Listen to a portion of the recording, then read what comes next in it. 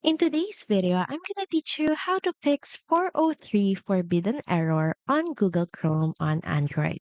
So first head over to settings, then in the search bar just type in app or app list, then click on it. Once again, click on app list until you see all the apps downloaded on your phone. Then next is look for Google Chrome or you can simply type in Chrome, then click on it. So from here, the first thing that you may want to do is head over to notifications setting, click on it, then make sure that you allow notifications. Just toggle the button beside it, then head back to the previous page.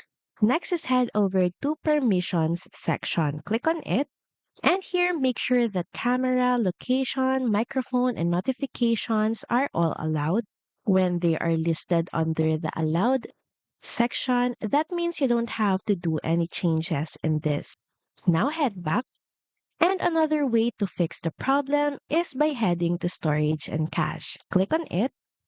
And here, all you have to do is clear your cache and storage. Just click on clear cache at the bottom corner of your screen and might as well clear your storage. Proceed by clearing all your data. Then once done, head over and try launching Google Chrome once again to see if the problem has been fixed. So that's pretty much it. Thank you very much for watching this video and I'll see you again on the next one. Bye!